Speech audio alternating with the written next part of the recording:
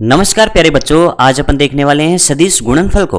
इससे पहले अपन अदिश गुणनफल को अच्छे से पढ़ लिया है। यदि आपने वो वीडियो नहीं देखा है तो सबसे पहले जाके उसको देखें। अब अपन सीखते हैं कि सदिश गुणनफल कैसे होगा।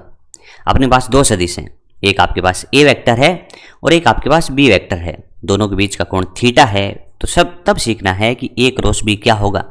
तो अपन कह सकते हैं कि ए क्रॉस बी बराबर में ए का परिमाण बी का परिमाण साइन थीटा, जिसमें थीटा ए वेक्टर और बी वेक्टर के बीच का कोण है, जो आपको यहाँ से यहाँ तक दिखाई दे रहा है ए बी साइन थीटा। ये आपका परिमाण यानी मैग्नीट्यूड है। और एन कैप जो है वो आपके ए क्रॉस बी की दिशा है। तो सबसे पहले अपन देखते हैं कि ए क्रॉस बी क्या हुआ, A B sine theta N cap. अपन कहें कि यहाँ पे बात करें मैग्नीट्यूड यानी परिमाण की, तो परिमाण तो आप कह सकते हैं कि ए क्रॉस बी का जो परिमाण आएगा वो आएगा ए बी साइन थीटा। ए क्या होगा, ए का परिमाण, बी क्या होगा, बी का परिमाण, और थीटा क्या होगा, ए तथा बी के बीच का कोण। बात करते हैं दिशा की। दिशा यहाँ पे दी जाएगी किससे, एन कैप से। किससे दी जाएगी, एन कैप से। बोला एन कैप क्या होगा, एन कैप ए वेक्टर तथा बी वेक्टर के तल के लंबवत इकाई सदिश है। तुम समझ रहे हो ना, एन कैप एक इकाई सदिश है जिसकी दिशा या तो कह सकते हो ए क्रॉस बी के अनुदिश है, या फिर कह सकते हो कि जो एन कैप है ना वो ए तथा बी के तल के लंबवत इकाई सदिश है।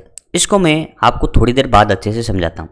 चलिए, अभी अपन सीख गए कि ए क्रॉस बी कैसे होगा, और अपन यहाँ पे एन कैप का मान भी देख चुके कि एन कैप का मान अपने से पूछ ले कि एन कैप क्या होगा। तो एन कैप बराबर कह सकते हैं A vector cross B vector बटा में A B sine theta, A B sine theta. इसको ऐसे लिखा जा सकता है।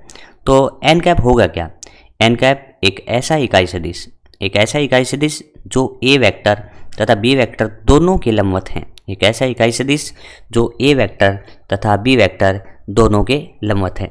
चलिए अब सीखते हैं थोड़ा और। अपना जो परिमाण आया वो परिमाण क्या आया, ए बी साइन थीटा। यानी अपन कह सकते हैं कि जो ए वेक्टर है और जो बी वेक्टर है उसका जो सदिश गुणनफल, यानी इसका जो गुणनफल करेंगे तो उसके बाद सदिश राशि आएगी, इसीलिए इसको सदिश गुणनफल बोला। और क्रॉस प्रोडक्ट इसलिए बोलते हैं कि यहाँ पे क्रॉस का चिन्ह है। इसको वज्र गुणनफल भी बोलते हैं हिंदी में। तो अपन कह सकते हैं इसका मान आएगा आपके पास A B sine theta. Case की बात करूँ तो यदि थीटा 0 डिग्री हो, थीटा कितना हो 0 डिग्री, या फिर 180 डिग्री हो, दोनों ही केस में साइन थीटा का मान कितना आएगा, 0 आएगा। दोनों ही केस में साइन थीटा का मान 0 आएगा। इस वजह से इन दोनों ही केस में ए क्रॉस बी का जो परिमाण है उसका मान 0 आने वाला है। बात समझ में आई कि थीटा 0 हो चाहे 180 हो, दोनों ही केस में साइन 0 ही होता है, और साइन 0 होगा। तो इस वजह से ए क्रॉस बी का परिमाण कितना आएगा, 0 आएगा। अब ने एक बात और सीख के, यदि आपसे पूछे आई क्रॉस आई क्या होगा, तो सेम पहले का परिमाण 1, दूसरे का परिमाण 1, आई कैप और आई कैप के बीच का कोण 0 डिग्री। इस वजह से अपन कह सकते हैं इसका जो मैग्नीट्यूड या परिमाण आएगा वो 0 आएगा। इसी तरीके से जे क्रॉस जे बी 0 आएगा।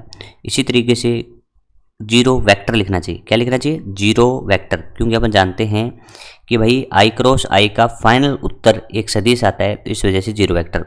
के क्रॉस के की बात करें तो के क्रॉस के का उत्तर भी कितना आएगा, 0 वेक्टर। ये बात आपको समझ में आ गई होंगी।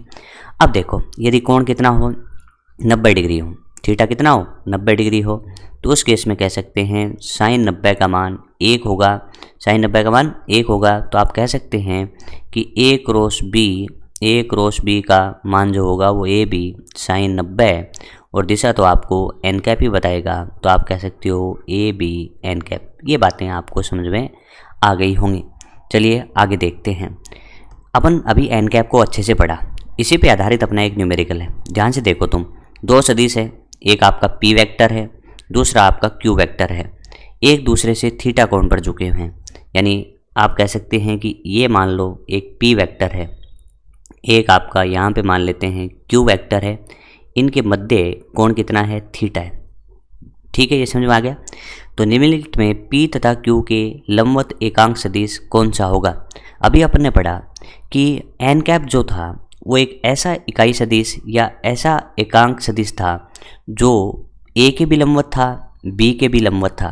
तो अपन कह सकते हैं कि यहाँ पे भी एन कैप एक ऐसा एकांक सदिश होगा जो पी के भी लंबवत हो, क्यू के भी लंबवत हो, तो उसका उत्तर होगा P क्रॉस Q बटा में PQ साइन थीटा। आपको याद आया होगा।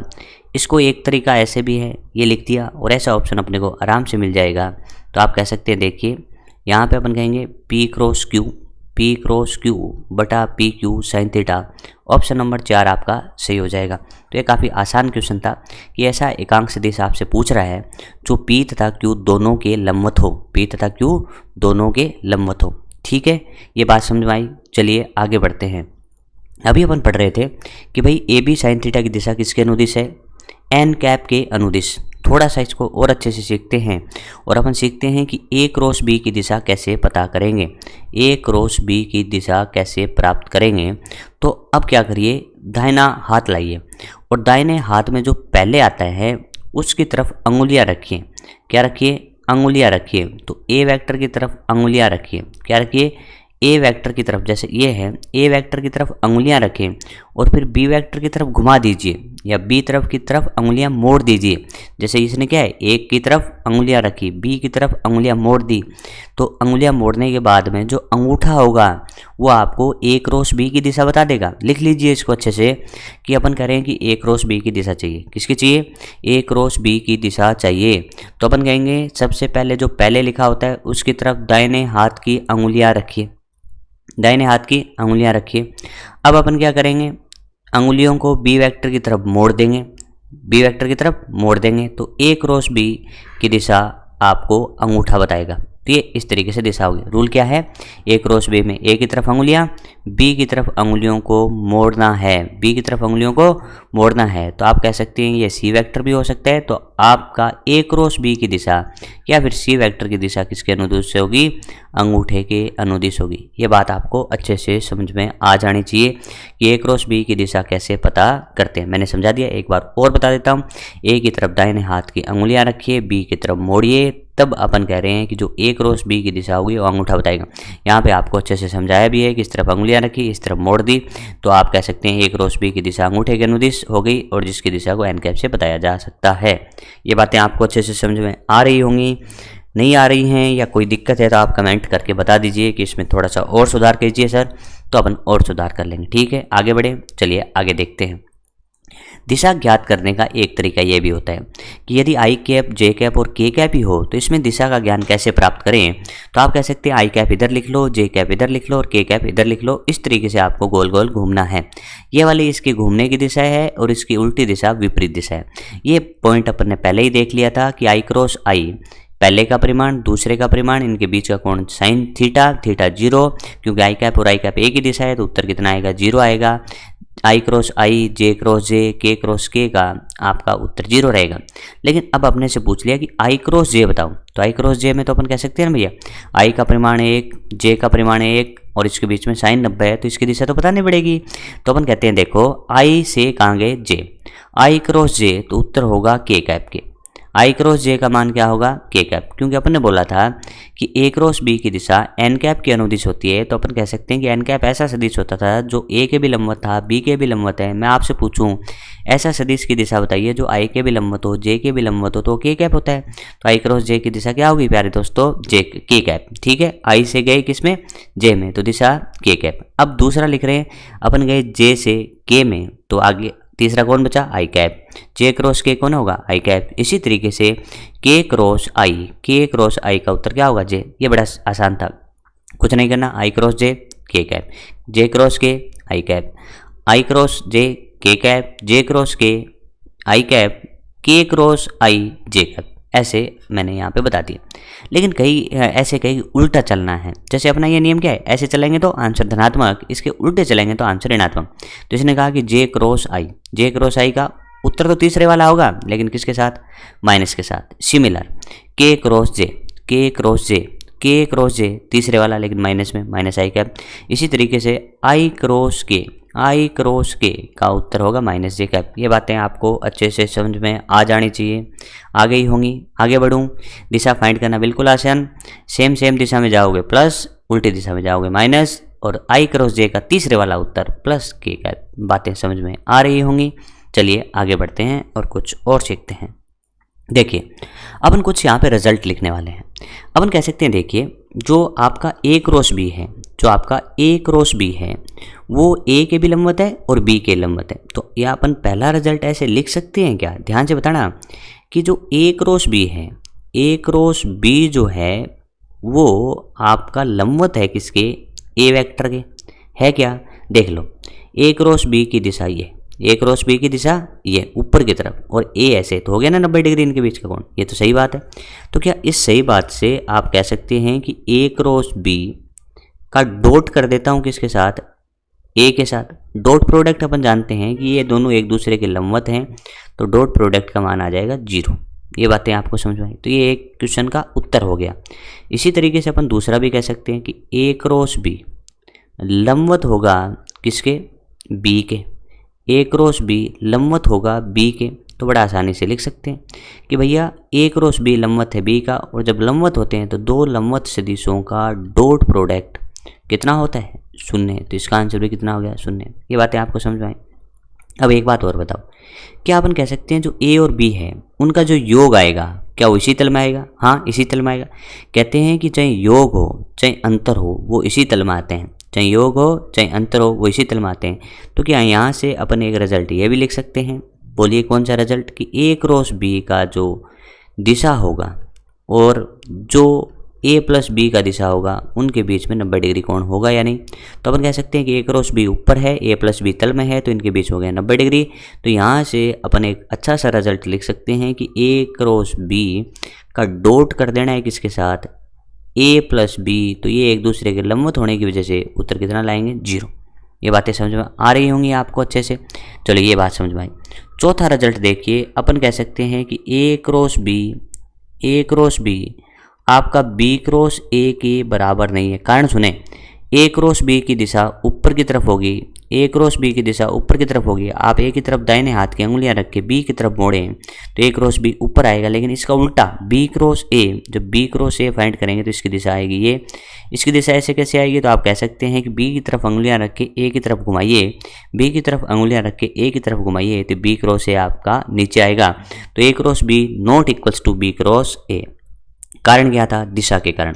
लेकिन एक रिजल्ट लिख सकते हैं 5 नंबर। कैसे भाई? ए क्रॉस बी का दिशा विपरीत है किसके? बी क्रॉस ए के, लेकिन परिमाण तो दोनों के बराबर है। ये बात आपको समझ में आ गई होंगी कि ए क्रॉस बी और बी क्रॉस ए की दिशा विपरीत है लेकिन परिमाण तो समान ही है। तो ए क्रॉस बी का परिमाण होगा दोस्तों कितना? ए क्रॉस बी का जो परिमाण होगा उतना ही तो आपका बी क्रॉस ए का परिमाण होगा। ये बात आपको अच्छे से समझ में आ गई होंगी। ये सारे के सारे क्वेश्चन है। अपन कह सकते हैं भाई, ऐसा भी लिख सकते हैं, अपन कह सकते हैं सी वेक्टर जो है, सी वेक्टर कौन है? ए क्रॉस बी तो हुआ ना, तो सी वेक्टर किसके लंबवत है? सी वेक्टर लंबवत है ए के। सी वेक्टर लंबवत है किसके? बी के। सी वेक्टर लंबवत है किसके? ए प्लस बी के। तो इनका डॉट प्रोडक्ट भी क्या हो जाएगा? सबका 0 हो जाएगा। ये बातें आपको अच्छे से समझ में आ गई होंगी। इसके क्वेश्चन कैसे आते हैं मैं अभी आपको बता रहा हूँ, तो इस क्वेश्चन को ध्यान से पढ़ो। कह रहा है कि ए वेक्टर तथा बी वेक्टर के मध्य कोण कितना है? थीटा है। ए वेक्टर तथा बी वेक्टर के मध्य कोण कितना है? थीटा है। तो आपको बताना है कि B cross A dot A का मान क्या होगा। तो आपने अभी बताया था कि जैसे फॉर एग्जाम्पल किसी भी टेबल पे, या ये टेबल मान लेते हैं अपन, टेबल के अंदर यदि ए और बी इसी तल में है तो अपन कह सकते हैं देखो ए मान लो इस तरफ है, आपका बी इस तरफ है, तो आप कह सकते हैं कि ए बी का दिशा ए क्रॉस बी करूं तो इसकी दिशा तो ऐसे आनी है ऊपर की तरफ। तो ये तो हो गया आपका ए क्रॉस बी। यदि आपसे पूछा है बी क्रॉस ए कहाँ होगा तो उसकी दिशा होगी ऊर्ध्वाधर नीचे की ओर। तो ये हो गया बी क्रॉस ए। अब आपसे पूछा है कि B cross A dot A क्या होगा, तो अपन बड़े आराम से लिख सकते हैं कि बी क्रॉस ए दोस्तों लंबवत होगा किसके?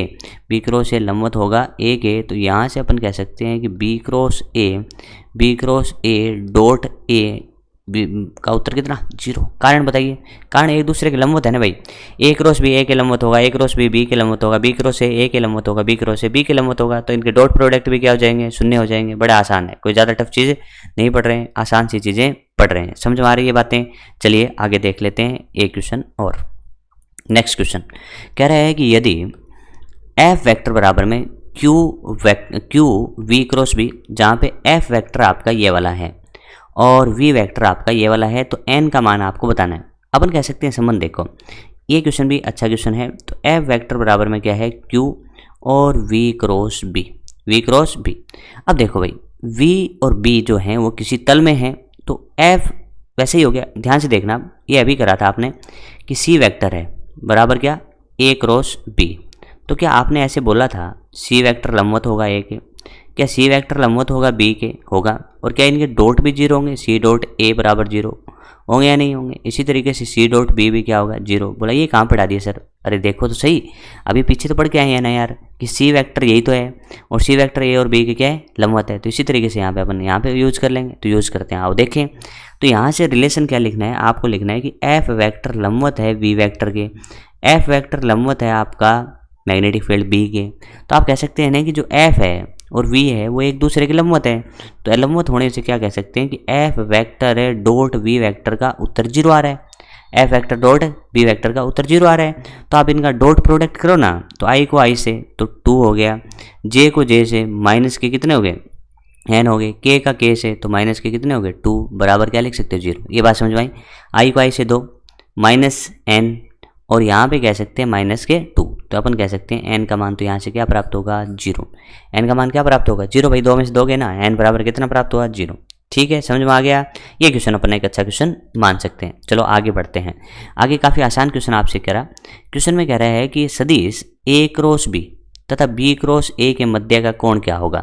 ए क्रॉस बी तथा बी क्रॉस ए के मध्य का कोण क्या होगा? अभी देखिए यहाँ पे दिखाई दे रहा है आपको ए क्रॉस बी और बी क्रॉस ए एक दूसरे के विपरीत हैं। तो आपसे पूछा है कि ए क्रॉस बी और बी क्रॉस ए के मध्य कोण कितना होगा? तो एक दूसरे के विपरीत हैं और अपन कह सकते हैं कि विपरीत सदिशों के मध्य का कोण कितना होगा 180 डिग्री, यानी ऑप्शन नंबर 1 आपका सही हो जाएगा। ठीक है, ये न्यूमेरिकल आपको अच्छे से समझ में आ गए होंगे। हाँ तो दोस्तों आगे वाला क्वेश्चन देख रहे हैं। क्वेश्चन में क्या बोला है कि सदिश बी वेक्टर जो है ना वो ऊर्ध्वाधर ऊपर की तरफ है और जो सी वेक्टर है ना वो दक्षिण की तरफ है। तो बताइए कि बी क्रॉस सी की दिशा कैसे होगी? तो इसको दो तरीके से कर सकते हैं, दाहिने हाथ के अंगूठे के नियम से भी कर सकते हैं और अपन जो गोले वाला नियम देखा था उससे भी कर सकते हैं। चलिए मैं दोनों से आपको करवा देता हूँ। सबसे पहले आप बी वेक्टर को बनाइए। तो बी वेक्टर की दिशा ऊर्ध्वाधर ऊपर की तरफ। तो भाई ऊर्ध्वाधर जो ऊपर होता है ना उसकी दिशा को अपन इस तरीके से दर्शा देते हैं।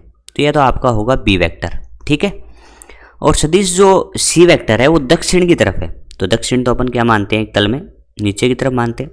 तो यह आपका हो गया सी वेक्टर।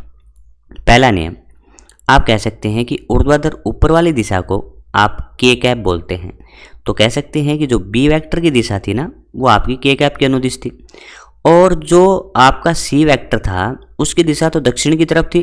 तो दक्षिण की तरफ क्या बोलते हैं अपन? कहते हैं माइनस का जे कैप, क्योंकि उत्तर की तरफ प्लस जे कैप तो दक्षिण की तरफ हो गया माइनस का जे कैप। अब अपने को दिशा किसकी चाहिए? अपने को दिशा चाहिए B vector cross C vector की। तो आप बड़े आराम से बता सकते हो। देखो पहले बी को लेके आओ तो आप कहेंगे के कैप, ठीक, क्रॉस और माइनस जे कैप। ठीक है, माइनस अपना बाहर आ जाएगा और अपने को करना है के क्रॉस जे का उत्तर बताना है।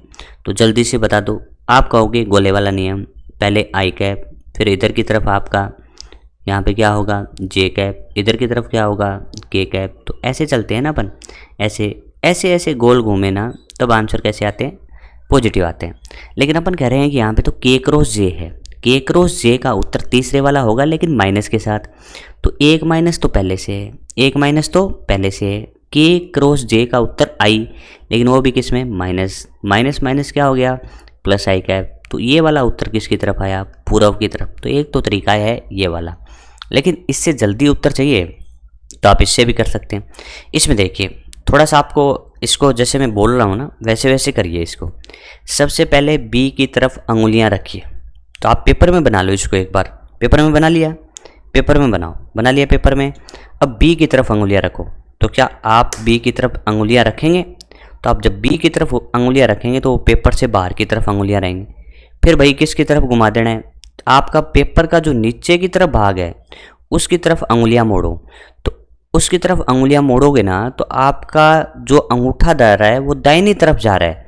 और आपको पता है कि दाहिनी तरफ जो होता है ना वो दिशा किसकी होती है पता है? दाहिनी तरफ पूरा होता है। एक बार और देखो, पहले इसको पेपर में बना लो। बी आपका पेपर से ऊपर की ओर अंगुलियां रख लो, फिर नीचे की तरफ अंगुलियां मोड़ो। तो आपका जो अंगूठा है वो पूर्व की तरफ जाएगा। तो एक तरीका ये भी है। तो आप कह सकते हैं कि इसकी तरफ भी कह सकते हैं अंगुलियां किसकी तरफ, ऊपर की तरफ बी की तरफ, और फिर घुमा किसकी तरफ, सी की तरफ। तो दिशा आएगी फिर इस तरफ, तो ये आपकी दिशा होगी बी क्रॉस सी की, यानी पूर्व की तरफ। दोनों तरीके से मैंने उत्तर बता दिया। ठीक है, चलो आगे सीखते हैं थोड़ा सा और।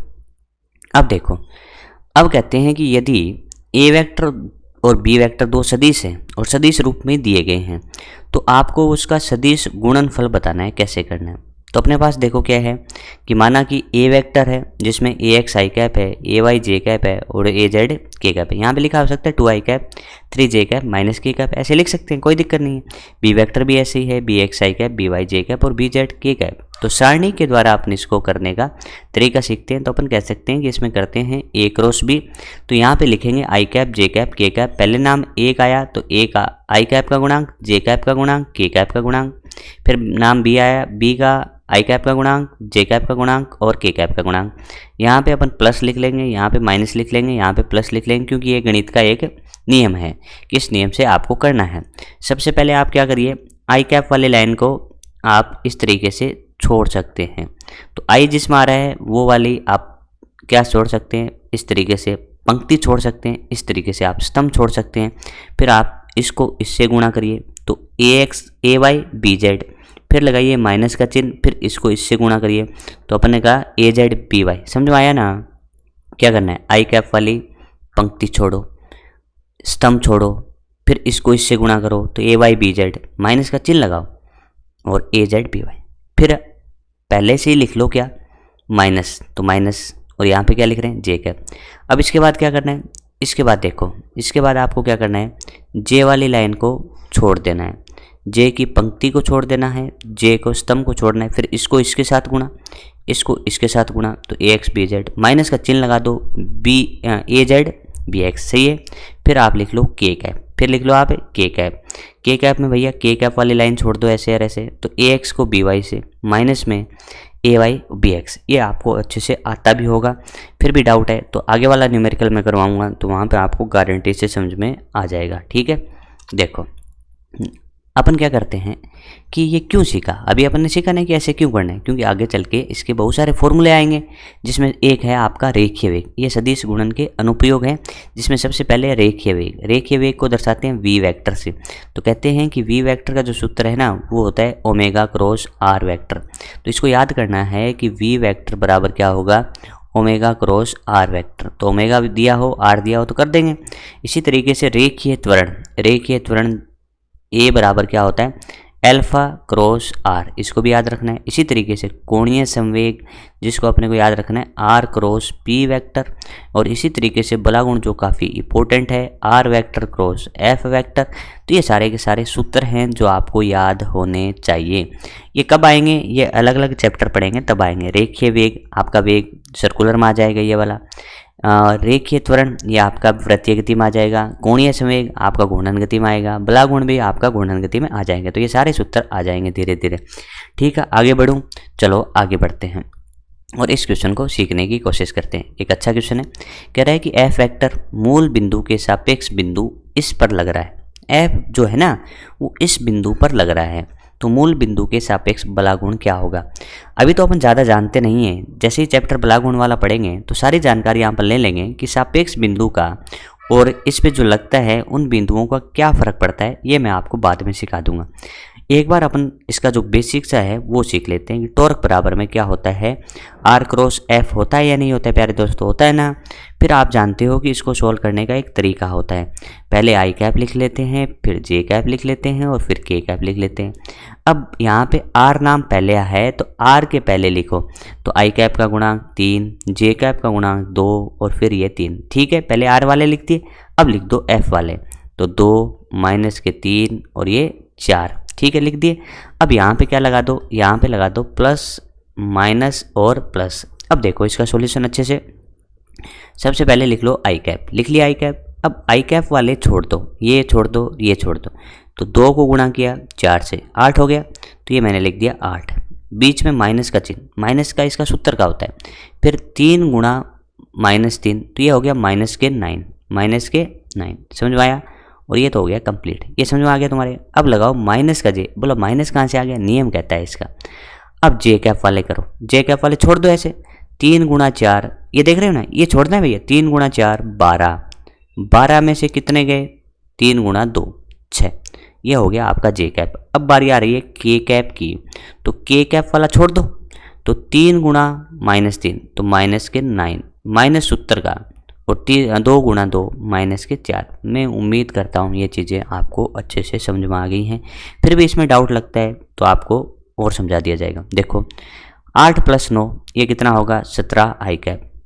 12 में से 6 गए, माइनस के 6 जे कैप। फिर -9 -4 माइनस के 13 के कैप। ऐसा ऑप्शन देखो 17 प्लस का एक ही ऑप्शन मारा है, ये आपका सही उत्तर हो जाएगा।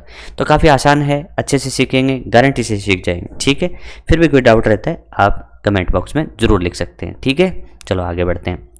आगे दूसरा अनुप्रयोग सीखते हैं, क्षेत्रफल याद करने के सूत्र। देखिएगा, यदि एक त्रिभुज है, इस तरीके से ध्यान से देखो कि एक त्रिभुज है, ये त्रिभुज बनाया और ये इसकी 2 भुजाएं हैं इस तरीके से। ये ए वेक्टर है और ये आपका बी वेक्टर है, और इस तरीके से आपका त्रिभुज हो गया कंप्लीट। बट इसका क्षेत्रफल चाहिए, तो इसका जो क्षेत्रफल है ना वो आपका होगा क्या, ए वेक्टर क्रॉस बी वेक्टर।